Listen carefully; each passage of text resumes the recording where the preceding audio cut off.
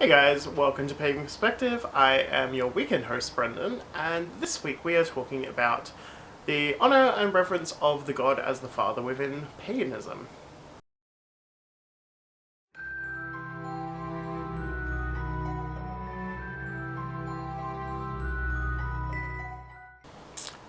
So I got my trusty cup of coffee here today, so let's have a chat about gods and their place as father within tradition, and how the movement, the goddess movement essentially, has been the counterpoint swing to Abrahamic religions focused around the god, really. So, looking at it from me with my personal practice, the traditions that I belong to, especially within reclaiming and in line with fairy, they follow the story of the star goddess, and the beginning was the star goddess.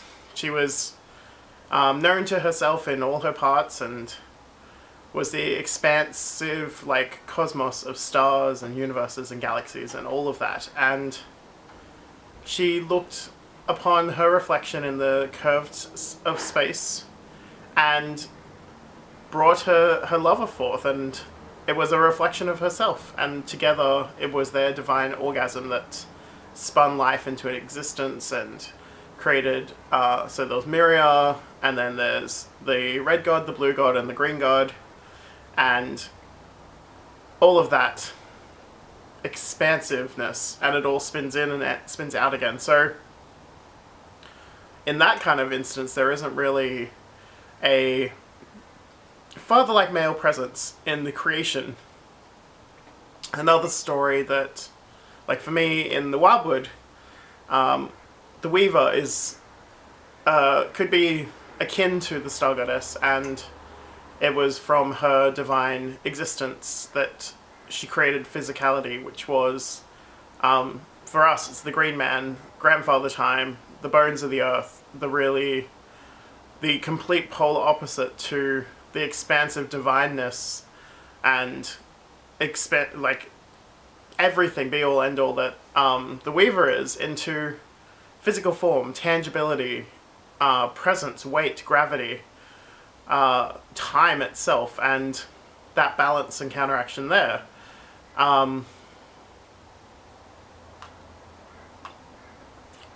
If you look at stories in Greek mythology, so coming to a point, Hesiod's Theogony, chaos is the beginning of the universe, and chaos births Gaia, Uranus, and Eros, so earth, heaven, and love, and it's through all of them that the rest is created. And yet again, there's another place where it's not,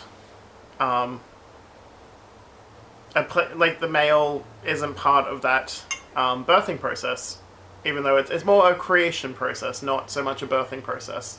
It's not a human process. And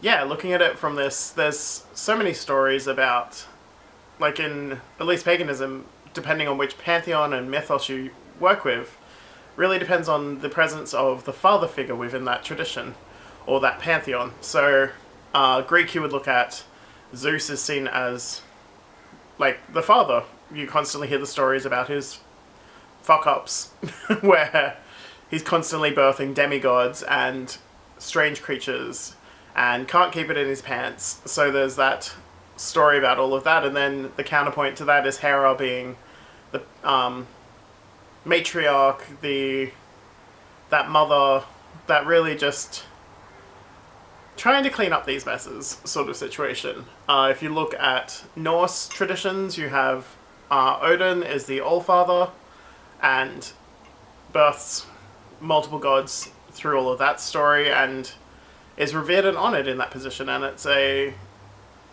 essentially is king of the gods and father of the gods and ruler of the gods in that sense. And then also if you go back to Greek mythology, then there's multiple stories about how births happen that aren't common, human births. So whether it be with Zeus stitching Dionysus into his calf, I believe, and birthing Dionysus that way, or how Zeus's head split open and Athena came out, or it was, I think it was Kronos, when they were castrated, the testicles falling into the ocean created a sea foam, and from that sea foam was born Aphrodite. And yet again, another situation where it isn't like a mother birth, it's a father birth. So there is stories where this does happen. Then you also look at like traditions, like Hindu traditions really have that counterpoint of like the consort and the lovers, and like Kali and Shiva, looking at their relationships. If you look at Egyptian, you have really like Osiris and Isis, and their like their love and their connection together, and everything that they went through. So there is like presence and space for all reflections and relationships within pagan traditions. I think as a general blanket statement, like viewing that paganism is a goddess tradition wouldn't exactly be true.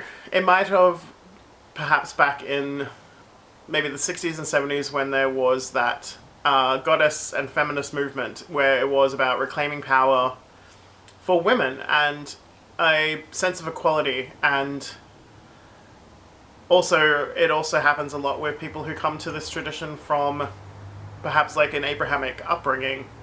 I myself never had any of that, so I didn't really have a God relationship yet. And it was really that I just kind of came in and just started connecting to different gods and deities, and none of them really come through as mothers or fathers to me, but they're always allies, friends, lovers, challengers, teachers. The father and mother aspects don't exactly factor into my practice, I guess. It's that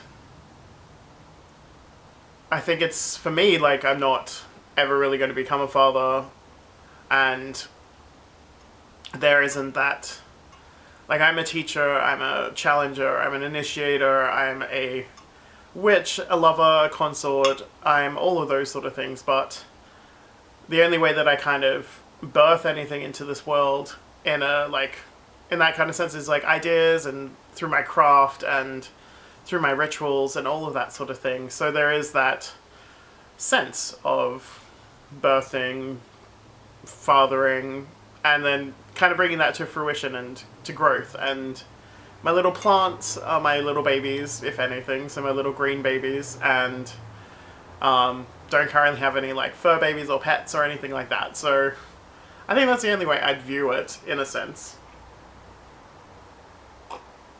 But I'm just going to quickly check.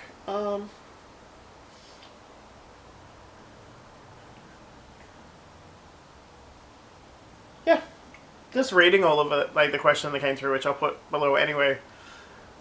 It's, I think, looking back at topics that we've previously done about hard and soft polytheism really will look into what's in this. So whether you believe that all gods are one god and all goddesses are one goddess will really affect the outcome. But I'm running out of space. I'm going to finish this up, and I will see you in 2 weeks' time, because it's subs week next week. So enjoy the rest of your weekend, have a lovely cuppa, and watch my video. And for now, much love and blessings, and let's be. Mwah.